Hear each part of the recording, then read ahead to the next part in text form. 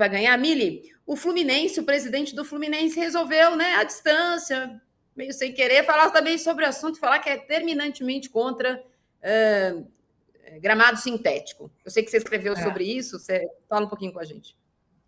Foi bem legal a entrevista, assim, eu gostei muito. Ele falou, olha, não vou entrar no mérito das contusões, porque eu não saberia falar disso, se contunde mais ou não se contunde, mas eu vou falar o que os jogadores me falam, eles não gostam de jogar lá, né? A grama prende o pé, você perde o tempo de bola, né, a gente está vendo contusões, mas ele falou, não quero falar sobre isso, embora a gente esteja vendo contusões. E aí ele falou uma coisa que, para mim, eu compartilho dessa visão. Ele falou, olha, eu tenho grama sintética porque é caro manter um gramado natural. Mas ele fala, se você não pode manter um gramado natural, talvez você não possa ter um time de futebol. Porque o gramado é parte intrínseca desse jogo. E você ter um bom gramado, um gramado de grama natural, é a parte básica desse jogo, né? Então, talvez você tenha que ter uma casa de shows, né? E aí a gente volta para o grande problema do Palmeiras, não é nem a grama sintética. É isso que o Renato abordou. É o estádio não ser do Palmeiras. O estádio é de uma empresa que faz shows. É isso. Então, você precisa entender. Eu volto sempre na história da SAF. Clube de futebol não é uma empresa. A gente achar que toda a sociedade precisa ser pensada com a lógica empresarial, hospitais, escolas, igrejas, tem uma revista nas bancas que se chama Você SA. Você impregnar todas as camadas das nossas vidas com essa lógica empresarial é uma perversidade, é uma crueldade, destrói não só a gente, como as nossas relações. Futebol não é, um clube não é uma empresa. Não é uma empresa. Tem que ser bem gerido, precisa ser bem administrado, precisa acontecer um monte de coisa. Não pode ficar endividado, mas isso não quer dizer que ele tem que ser administrado com a lógica de uma empresa, porque a lógica de uma empresa é matar o outro, eliminar o outro, é uma lógica violenta. Tudo isso para dizer, o estádio precisa ser do clube, ou não, ou ser compartilhado, como é o Maracanã, mas ele precisa existir para sediar jogos de futebol. E não acontece isso com o Palmeiras. Então o Palmeiras já vai ficar um tempo sem jogar no seu estádio, a gente não sabe quanto. E até hoje, o estádio do Palmeiras sediou mais shows de música do que jogos de futebol. Não faz nenhum sentido, gente, a gente achar que isso é o futuro, que isso é o certo, que isso é o mundo civilizado. Não é. É o mundo da barbárie. Mas, Mili, em relação ao Fluminense, só uma coisinha, Marília. O Mário fala como se ele jogasse num gramado maravilhoso. O Maracanã é um pasto. O Maracanã é um pasto. Sim, bom. Ele falou sobre isso. Não, ele falou que é isso, não é bom porque tem muitos jogos acontecendo e o gramado precisa respirar 15, 20 dias. Então aí ele justificou porque que o Vasco não tem jogado lá, porque que Flamengo e Fluminense tentam argumentar que é ruim. Então ele fala, a grama natural, ela precisa de um cuidado. Ela é um pouco mais cara, mas ela é o tapete do futebol, é onde o futebol acontece. Até fizeram uma pergunta, porque eu lembro disso, Renata, assim, quando eu estava crescendo, eu era pequena, tinha rodada dupla no Maracanã. Eu via, Sim. Ia para Botafogo, não é? E quando não tinha rodada dupla, tinha jogo de júnior, que chamava de juvenil. Isso. Tinha sempre um jogo antes. Aspirantes. É isso. Então você precisa ter um cuidado com essa grama. Sim, ela precisa descansar, e talvez você precise de grama sintética onde neva, né? Aí você tem alguma. Mas no Brasil, um país tropical, gente, a grama cresce, um cuidado com a grama. Então, a gente precisa falar sobre isso, falar mais sobre isso, sabe? Mas colocam a grama sintética como se ela fosse assim: está aqui a solução que o mundo civilizado oferece. A empresa tem nome inglês, nem é empresa de grama, ela é contratada por uma outra empresa que também tem nome inglês. Então, gente, essa bagunça aí. Precisaria de 10 horas de programa para eu conseguir pôr para fora toda a minha raiva. Ou então... Mas, Mili... Não, você pode...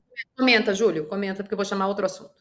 Não, só uma coisa. Eu compactuo da frustração da Mili, mas o futebol já é de empresas. Não adianta a gente querer dar murro em adianta sim, Júlio. Isso... Não, Mili, pode adiantar a gente falar sobre, mas a gente não vai mudar o que já é, né? O futebol é um negócio já há bastante tempo, não é agora, né? Já há bastante tempo. E vamos lembrar que o estádio do Palmeiras foi muito responsável, e é por isso que eu tenho opiniões bastante divididas, assim, eu tenho dúvidas em relação a encontrar vilões e mocinhos nessa história Palmeiras W Torre, porque o estádio foi fundamental na recuperação do Palmeiras. Fundamental. O Palmeiras estava na 2ª divisão, caindo de novo, pela 3ª vez. Então, entre os vários fatores, Paulo Nobre, que foi uma espécie de mecenas, etc., está um estádio de primeiro mundo, numa época em que foram construídos estádios no Brasil por causa da Copa do Mundo. O do Palmeiras tinha um modelo diferente de outros e que muito bem serviu ao Palmeiras, até porque a torcida do Palmeiras, ou pelo menos um grupo grande de alguns milhares, sei lá, 80, 90 mil palmeirenses, compraram a ideia de pagar caro, pagar o ingresso mais caro do Brasil. Isso fez com que o Palmeiras se levantasse financeiramente e saísse da 2ª divisão para tricampeão de Libertadores, mais tantos campeonatos brasileiros, etc. e tal. Então, o negócio do estádio pode ser ruim hoje. E aí a Leila não pôde abrir dados do contrato.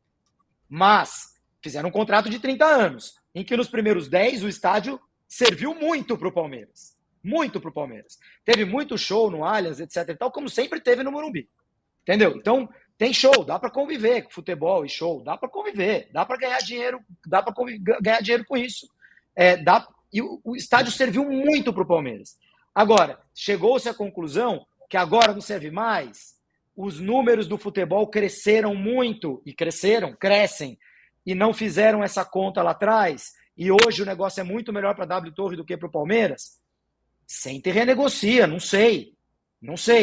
Mas não dá para dizer foi sempre ruim, porque não foi. O Palmeiras estava no maior fundo do poço da sua história 10 anos atrás, e o estádio foi fundamental para levantar. O estádio foi, o Paulo Nobre foi, a Crefisa foi, o patrocínio do jeito que ele foi superestimado durante alguns anos e hoje já não está defasado, mas também foi, mas é um fato que o final do ano passado, o modelo da gestão do estádio, rapidamente, ele tem várias exceções que comprovam a regra. O fato de ser um bom contrato não foi pensado que é na maior cidade da América Latina, que virou o principal ponto de shows da América Latina, que antes não era ali. Antes era Maracanã e Morumbi. Virou o Allianz Parque. Às vezes não vai para o Rio, não vai para outras cidades e fica uma semana no Allianz Parque um show. Isso posto, e a gente teve uma coisa chamada pandemia. E a gente vive o surto pós-pandemia. Havia muitos shows que aconteceram sequencialmente no Allianz Parque. Depois de 2022, quando a gente ainda estava usando máscara, em 2022 estávamos usando máscara, os que estavam respeitando a lei, até o meio do ano. Foram aprisionados, né? Foram reservados para depois, foram remarcados para depois. Então está acontecendo agora muito mais shows dos que foram remarcados e dessa explosão que acontece no turismo, que acontece em outros setores do entretenimento. E, além disso tudo, a gente tem um calendário de futebol que é engordado. Em 2014, quem disputava a Libertadores não disputava a Copa do Brasil. O Palmeiras disputou, foi campeão da Copa do Brasil e disputou a Série B no outro ano.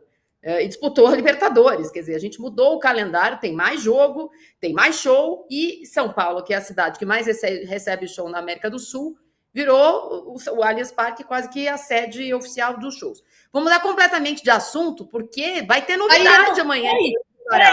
Peraí. Só um minuto, porque eu não quero deixar passar. O Júlio falou assim, a gente pode falar, mas a gente não vai mudar nada. Eu acho perigoso eu não contrapor isso, porque assim, gente, a gente só fala porque a gente pode sim mudar. Então eu queria só dar uma frase da Úrsula Le Guin, uma autora que eu amo. Ela disse o seguinte há 50 anos: vivemos no capitalismo, seu poder parece inescapável, assim também parecia o divino poder dos reis. Qualquer poder humano pode ser resistido e mudado por seres humanos. Só porque senão a gente fica, então não adianta fazer, o mundo vai acabar mesmo. E não é assim, a gente precisa continuar falando que sim, a gente consegue mudar as coisas. Concordo. Vamos lá, vamos mudar de assunto, porque acho que tem dois querendo mudar as coisas no Flamengo, Renato. Vou colocar aqui a tabela do Campeonato Carioca. O Flamengo é repatriado, não ainda para o Rio de Janeiro, mas para Belém do Pará. O Flamengo tem torcido no país inteiro. Amanhã joga com o Sampaio Corrêa em Belém do Pará, com o Bruno Henrique e Gabigol no ataque. É isso mesmo, Renato? A gente tem também Nova Iguaçu e Vasco. Pois é. A grande novidade dessa história não é o Bruno Henrique e o Gabigol começarem o jogo. Porque você pode dizer o seguinte, não, o Bruno Henrique e o Gabigol vão começar o jogo porque o Tite vai botar um time reserva. E o Bruno Henrique e o Gabigol atualmente são reserva. Não, não é isso. O Tite estava começando a ser criticado pela torcida do Flamengo e internamente pelo fato de que ele só botava o Gabigol e o Bruno Henrique depois que ele tirava o meio-campo talentoso. Amanhã, o time do Flamengo é o titular. A única mudança do meio para trás é o Davi Luiz, que vai jogar no lugar do Fabrício Bruno, que está muito desgastado, mas do meio para frente é o time titular com o Gabigol e o Bruno Henrique. Porque o que se dizia é o seguinte, quando o Gabigol e o Bruno Henrique entram, já está tudo desmobilizado, a bola não chega neles. Agora não, amanhã vai jogar o ataque com o Gabigol e o Bruno Henrique, tendo a armação de Pulgar, Gerson, De La Cruz e Arrascaeta. Olha, pode dar samba, porque se a gente lembrar, Gabriel e Bruno Henrique jogavam nos seus melhores momentos com o Jorge Jesus e depois com o Dorival, aí Pedro e Gabigol, com 4 caras no meio-campo trazendo a bola.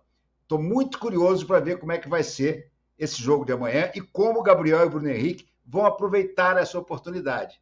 Dependendo do que fizerem, podem botar uma baita de uma pulga na cabeça, atrás da orelha do Tite, sobre a titularidade de Pedro e Cebolinha. Até porque o Cebolinha, por exemplo, não foi bem no último jogo. Gostei da ideia do Tite. O time do Flamengo é o mais forte possível nesse momento, tirando o Fabrício Bruno, que vai jogar o Davi Luiz. E eu acho que Gabriel e Bruno Henrique, pegando embalo, podem voltar a ser titulares, sim, e tem uma chance de ouro para fazer isso amanhã. Antes de mudar para o nosso último assunto polêmico, eu vou pedir para o André me ajudar, né? Eu atropelei a tabela do Campeonato Carioca, queria repetir aqui os jogos da semana. O Fluminense é o líder, joga só na quinta. Então amanhã tem o Sampaio Corrêa com o Flamengo lá em Belém do Pará. André, você me ajuda com a tabela de novo, por favor? Aí a tabela do Campeonato Paulista, só para eu lembrar que daqui a pouco tem o Carioca. O Botafogo, que tem 3 vitórias, né? E uma derrota, recebe a Portuguesa, hoje às 9h30. O Nova Iguaçu, amanhã, recebe o Vasco. O Sampaio Corrêa, lá em Belém do Pará, recebe o Flamengo. E aí vira a página para mim. O Madureira pega o Boa Vista. O Volta Redonda, o Audax. E o Fluminense recebe o Bangu na quinta-feira. Vamos ver se Renato Augusto vai ter mais minutos com o professor Diniz já de volta. Aí já não está mais de férias. A gente está acabando o campeonato. O fim de... Nossa, janeiro está tão longo que eu vi um meme esses dias que... onde você vai passar a virada de janeiro? Que é quase a virada do ano. Não aguento mais janeiro, eu não aguento mais. Mas vamos lá. Para o último assunto do ano, vou pedir para você deixar seu voto, que está demais para mim. São Paulo vai ganhar para 73%, Corinthians vai ganhar para 27%. Minha mãe está contra mim hoje, fazendo um programa contra minha mãe. Deixe seu voto para a gente, deixe seu like. Porque mais cedo o internauta me lembrou aqui que o Mano Menezes precisa lembrar que o futebol é um Big Brother. E ninguém, talvez alguns, mas um dos mais adaptados ao futebol Big Brother é o Neymar, mas só quando agrada a ele. Então o Neymar teve no aniversário do Romário. E daí, do Romário. E aí os jornais da Europa, né, os jornais principalmente espanhóis, criticaram a forma física do Neymar. É tão legal ver uma pessoa equilibrada e serena. Vamos ver como ele reagiu às críticas à sua forma física? Treininho de hoje finalizado. Acima do peso, beleza. Mas gordo? Acho que não. Chupa, hater. Ele levanta a camisa e mostra uma barriguinha. Mostrou uma barriguinha. Que papo é esse que não tá gordo? Tá gordo para atleta. Você não tá gordo para pessoas normais. Perto de mim, você tá uma sílfide. Mas para atleta, você tá gordo, sim, senhor. Júlio Gomes, disserte sobre esse momento budista de Neymar. Ele não se controla, né? Ele tem muito ódio no coração, né? Tem muito amor por muita gente, muito ódio no coração. Mas sabe que o que o Renato falou é muito importante, porque, óbvio, o Neymar nunca será mais gordo do que eu, por exemplo. Óbvio, ele é um atleta claro, de ponta. Claro, mas tem uma pessoa, eu não posso revelar o nome, nesse caso eu não posso mesmo, mas uma pessoa importante do futebol, envolvida com a seleção brasileira, que me disse assim, o Neymar joga há uns 6 anos acima do peso. Assim, para quem é do esporte, para quem sabe exatamente qual é o porte físico ideal do cara, e os números e tal, óbvio que ele não é gordo, né? Outro dia eu vi um gol aí, quando foi Volta Redonda, tava vendo os gols do Campeonato Carioca, tem Madureira e Volta Redonda, pô, o cidadão que fez o 3º gol do Madureira lá, porra, tá maior que o Valtão, lembra do Valtão? O cara tava enorme, eu não sei o nome dele, mas não é isso, o Neymar nunca vai ser esse cara, acho que ele não tem nem a propensão a isso, mas ele joga acima do peso. O quanto isso tem a ver com as lesões todas que ele sofre em série na carreira há 5, 6, 7 anos, aí a gente precisaria de um estudo, um fisiologista, alguém imparcial, não alguém da equipe de trabalho do Neymar, e nem alguém que faça isso no olhômetro. Ou seja, utópico. Mas precisaríamos de alguém realmente imparcial para analisar físico e lesões. Para entender a relação peso-lesão do Neymar. Mas que ele joga acima do peso já faz um bom tempo, joga, gente. Gente, eu vou cometer uma inconfidência. Eu tenho um clube de livros, né? Um clube de leitura com umas amigas minhas. Eu já tive o prazer de receber num desses encontros que a gente faz todo mês a Mili para falar do livro dela. E na vez que ela foi muito legal falar sobre o livro dela, o ano que eu morri em Nova York, ela indicou o livro seguinte que a gente ia ler. E a gente leu, que é esse aqui, chama Na Casa dos Espelhos. Ah, não tá, mas chama Na Casa dos Espelhos. Esse, ó, dá para ler aí? Na Casa dos Espelhos. A Mili indicou... Na Sala dos Espelhos. Isso, Na Sala dos Espelhos. A Mili falou, não, acho que vocês deveriam ler, é um livro muito legal, quadrinhos que fala, na verdade, da relação das mulheres com a própria imagem. Ainda que seja um livro de uma feminista, da relação das mulheres com a própria imagem, o Neymar podia aproveitar que ele não está fazendo nada e ler. E eu vou terminar o programa de hoje indicando que ele leia esse livro para ele lidar com as redes sociais, porque não é só com o espelho aqui, com as redes sociais, com a projeção que você faz da sua própria imagem, como era antes, como é agora. Eu acho que vai ser bastante bom para a carreira dele, porque tá difícil, tá muito difícil mesmo. Tá mais difícil do que vai ser o jogo daqui a pouco. Para 27% das pessoas apenas, o Corinthians vai ganhar só um minutinho. E para 73% vai ser o São Paulo que vai ganhar uma gestora de algo mais. Fala, Júlio. Quem é o Neymar do futebol africano, vocês sabem? Era coleguinha dele. No peso, na imagem, no joelho? Na imagem, talvez na marra. Era coleguinha dele, o Hakimi, jogador do Paris Saint-Germain e do Marrocos. Pois bem, Marrocos, a primeira seleção africana a chegar na história da semifinal de uma Copa do Mundo, mais hypada da Copa Africana de Nações, acaba de ser eliminado pela África do Sul nas oitavas de final, com o Neymar marroquino perdendo o pênalti aos 43 do segundo tempo. Ia empatar o jogo, mas ele chutou para fora, perdeu o pênalti, bateu, mas bateu.